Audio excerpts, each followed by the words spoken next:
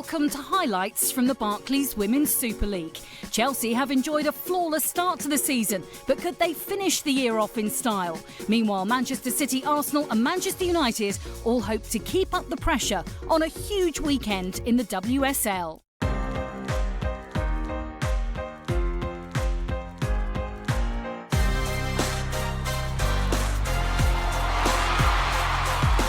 Chelsea maintain their faultless start.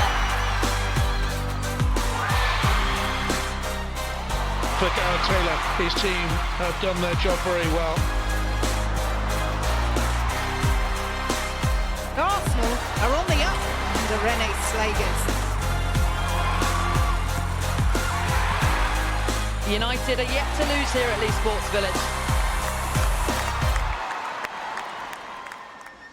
First, we head to Walton Hall Park, where Everton faced a daunting challenge. The hosts had managed only 4 league wins in 21 matches throughout 2024, a stark contrast to Manchester City's impressive 18 victories over the same period. History was not on Everton's side either. They'd never taken a single point from City in their previous 16 encounters.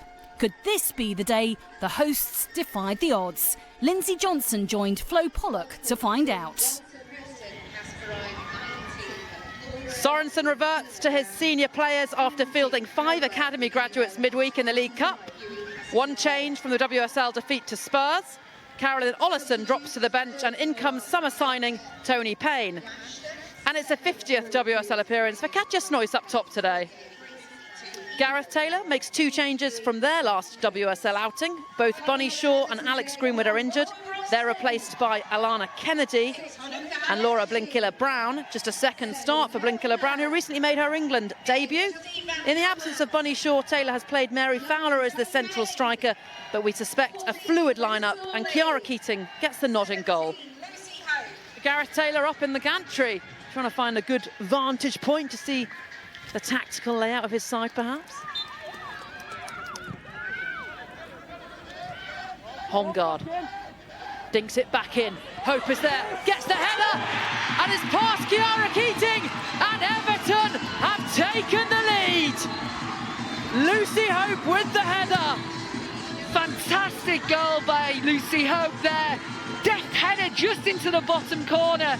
It's Holmgaard, isn't it? Just whips it in with her left foot. They're looking for offside. She's not. It's Van Havermaet who's offside.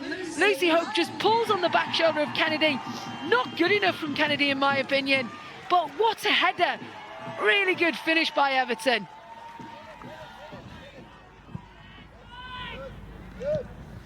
Van Havermaet wins it, slides it through to Payne. The flag isn't up. Tony Payne through a goal. Just Kiara Keating to beat. Goes round about. Has she gone too wide? Yes, she has.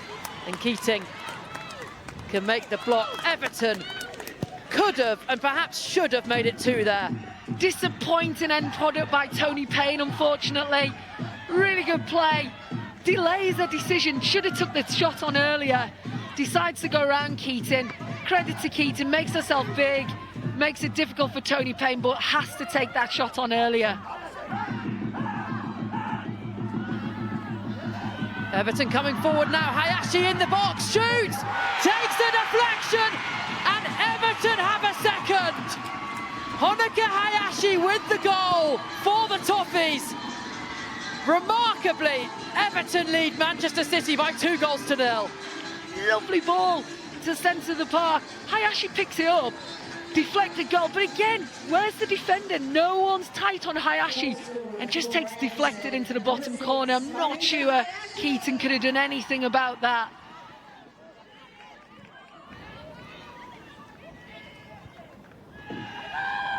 Wahhabi's ball across. Wheeler tries to clear off Finnegan City corner. He's got a big half-time team talk to give to his side, Gareth Taylor. As the ball comes in, Brosnan is there. Is it hooked in? No, it isn't, says the referee. Everton escape. That looked very close to being over the line. Brosnan just loses it. Just on the line. Was it handball? Yeah, just bounces up, doesn't it? Hits Van Havermaet. on the arm. Gets away with that one though. No VAR in the WSL, of course. Van Havermaet tries to flick it forward. Finnegan with the long ball, and it's a good through ball for Snoyce. Snoyce tries to slide it past Keating, who did really well in the end. Saved it with a foot. It just looked like Finnegan had lumped it long, but actually it was a really good forward ball. It was, and I think Snoyce, that just shows how alert she is, how hungry she is. Just runs through the back line for City, no one picking her up.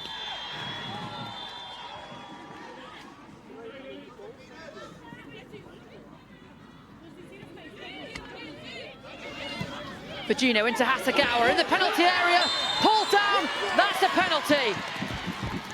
Manchester City awarded a penalty late on here. Needless pull of the shirt on Yui Hasegawa. Needless is the word as well. It's disappointing and just not needed as well.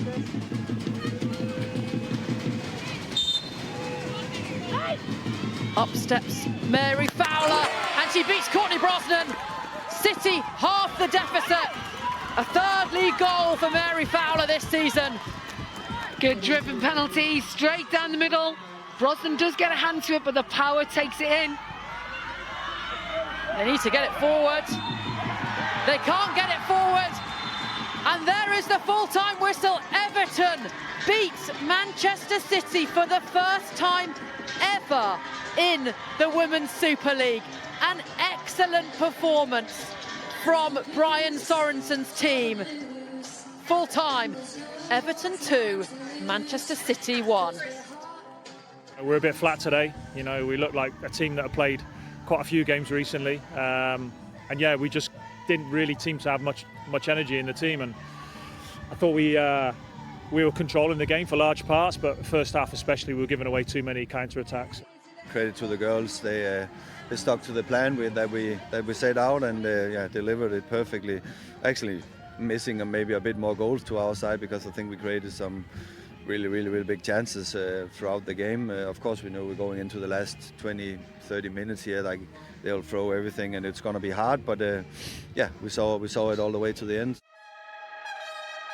On Saturday afternoon, Sonia Bonpastor's Chelsea looked to end the year with a perfect league record. But could Leicester City's Foxes spring a surprise? Dan Roebuck was watching this one. Chelsea corner, options to go short here. Captain will make a move outside of the 6-yard box. Getting Cameron. Can she find a way through? Plenty still waiting for the delivery. Ramirez. Got a right and to measure the shots. She hits the crossbar. And Leicester just about scramble it to safety. Wonderful hit by Brighton.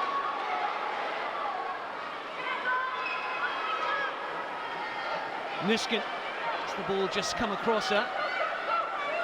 Millie Bright takes the touch, has a go! Wasn't that far away, just needed to dip that little bit more.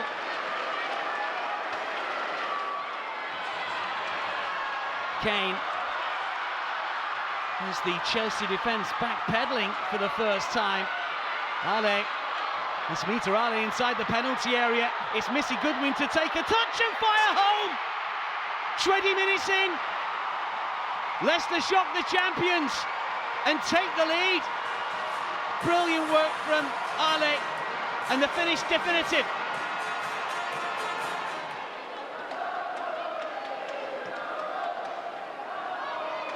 Ramirez. Still Mayra Ramirez, she's done really well. It's towards right, and Thibault will clear. Right, and again! Well, it pinballed around inside the 6-yard box. Brighton unable to supply the finish.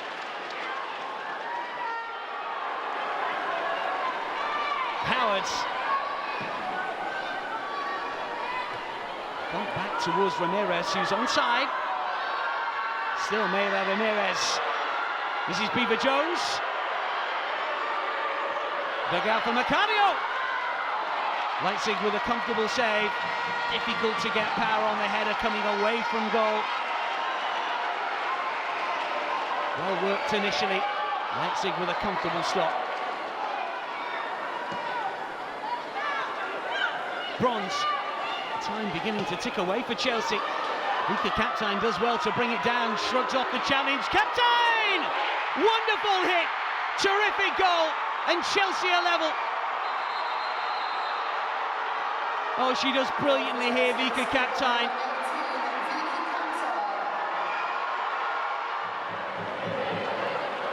And Chelsea won't stop at a leveller. They will want a winner. And they come forward again. Beaver Jones. Bronze. What's on for Lucy Bronze here? Ramirez. Mena Ramirez! Well struck. On target. Good stop from Leipzig. Angle was tight, but it was goal bound. Still Chelsea probe away. Nodded to the edge of the area. Nusken jumps, doesn't know where the ball is. Witting candidate shows determination and energy. Still Chelsea coming forward, looking for a winner. Bronze to curl in, and the header from Kaptein is tipped away by Leipzig. Not quite sure if it was going to go in, but Leipzig here make sure. Final chance maybe here for Chelsea. In comes the delivery once again. It'll fall towards Lucy Bronze. Everyone back for Leicester. Bronze with a cross once, twice, third time. Nusken's header. Leipzig there. And is that it? It is. Leicester with a big point against the champions. Chelsea denied right at the end. They failed to make it 10 wins from 10.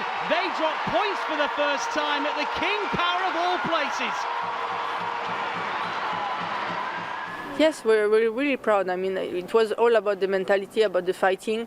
We wanted to have no regrets and whatever happened. And obviously, for us, a point makes maybe more difference than for Chelsea to lose just 1 point. We won't make a big one for them, but it's a big point for us. Yeah, frustrated about the result for sure. Not possible with our ambitions to come here in Leicester and drop points. I just think, even if I give a lot of credit to Leicester, they played a really great game. But I think, yeah, our intention, especially in the first half, were not good enough. They were not matching our ambitions, and I think, yeah, we did better in the second half. We created a lot of chances and opportunities, but we were only able to score 1 goal, which is not enough. So, yeah, we were not efficient enough tonight. Liverpool competed in their 200th WSL match as they welcomed Arsenal. The Gunners had enjoyed an unbeaten run under interim head coach Marisa Olislagers, while Matt Beard's Reds had lost all 11 of their home matches against Arsenal. Could the hosts mark the occasion with an historic win? Ben Andrews was there to find out. It is back to the 3-5-2 for Liverpool today, with Bonner and Matthews returning, having not started on cup duty. Leanne Kiernan got injured in that win over Everton. 17-year-old Zara Shaw starts for only the 2nd time ever, and 19-year-old Mia Enderby for only the 3rd time in the league this season. Still looking for that first league goal, but she has scored 4 in recent cup games, including 2 here against Everton in midweek. Alessia Russo's form superb at the moment. 4 league games in a row she scored, 2 more in Europe in the week. And from the starters that night to this, there are 5 changes, so this is the same as their last League 11. All those changes more or less expected. Van Domselaar's back in goal. Fox, Williamson and Catley return to the defence in front of her. And Beth Mead is back on the right of the attack. And speaking of being back, Kim Little, fit to return amongst the substitutes today.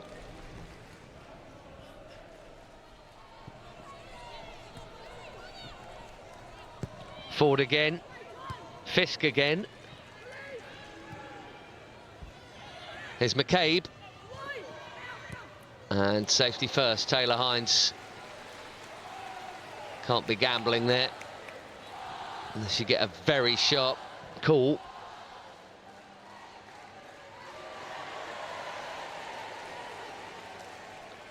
McCabe. Low, awkward.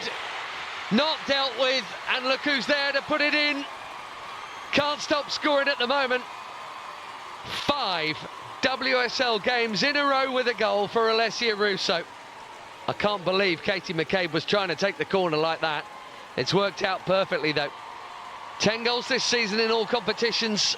Her scoring streak continues and Arsenal in front.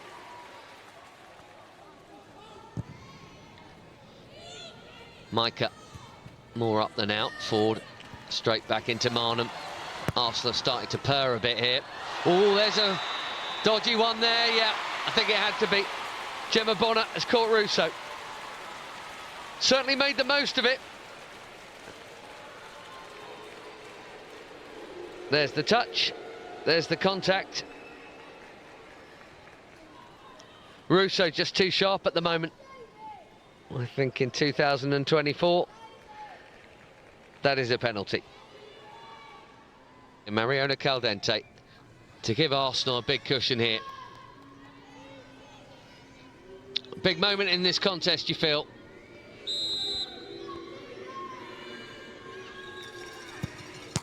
Oh, she's hit the post, and she's not allowed to touch the rebound.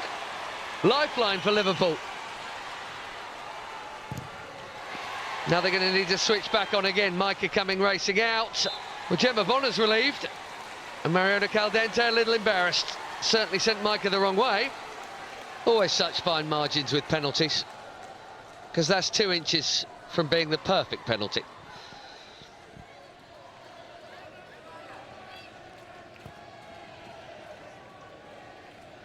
Russo's got it now. Mead's got it now.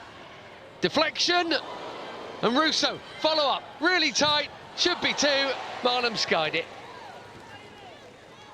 What an absolute mess that was for 10 seconds. Mead's shot initially, which was meant to go in the other corner, cannoned off Holland. Russo did the right thing to pull it back. Micah already going the other way, wouldn't have had a chance of saving it had it been on the target.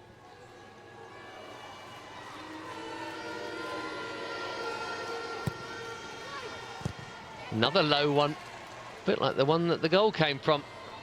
And they're all still up here. Well, there's a save for Tegan Micah, one you'd expect her to make at a near post. Firmly struck from Katie McCabe, and she squeezed that through. That would have been highly irregular.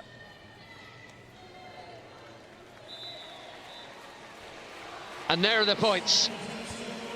9 wins out of 10 under Marisa Olislagers for this resurgent Arsenal side. And it is ground made up on both Chelsea and Manchester City. Final score at St Helens, Liverpool 0. Shut out and beaten again. Arsenal 1. This is not one of our best performances today. I think Liverpool gets the game where they want it to go, so lots of set pieces, it's transitional, it's scrappy, it's duels. But I think we do business today.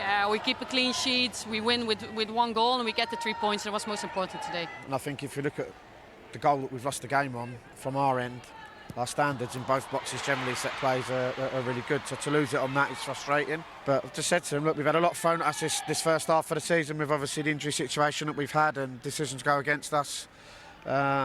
So to finish off on a committed performance like that, albeit not the result that we wanted, it's a positive that we can take into the new year. Tottenham had won their last 2 WSL away games against Brighton, but a cagey first half on Saturday produced few chances for either side. The deadlock was eventually broken in the 75th minute when Beth England swept in Martha Thomas's cutback. Spurs nearly doubled their lead moments later, but Jess Naz steered Hayley Rasso's cross narrowly wide. That miss proved costly as Brighton, unbeaten at home in the league this season, equalised with a moment of magic from Marisa Olislagers, her first goal for the club since joining from FC20. Despite both teams pressing for a winner, the match ended in a hard-fought draw. We start quite okay, but then Brighton is better than us. The rest of the first half, I would say. Second half, we are much better. I think we dictate that game, create a few chances, score a beautiful goal. Feels like we have control of it, and Jessica is almost scoring 2-0, and then that strange situation happens and they score that goal, and then it's an open game the last minute. So a draw is probably, it's probably good for both teams. Aston Villa's interim manager Sean Goater couldn't have asked for a better start after taking over from Robert DePauw earlier in the week. Adriana Leon found the net just 4 minutes into the match, delivering an early blow to West Ham's hopes of securing back-to-back league wins. The Hammers withstood the hosts' early pressure, however, and equalised midway through the half when Vivian Asseyi timed her run perfectly to nod in Katrina Gorey's pinpoint cross. Rhian Skinner's side thought they'd taken the lead when Asseyi's free kick evaded everyone before finding the net, but their celebrations were cut short when the referee whistled for offside. Aston Villa responded decisively, regaining the lead with a brilliantly crafted team move. Kenza Dali with a precise, perfectly timed pass, allowing Adriana Leon to score her second of the game. There was little to separate the teams after the break until 7 minutes from time, when Dali surged forward to secure 3 vital points for the hosts.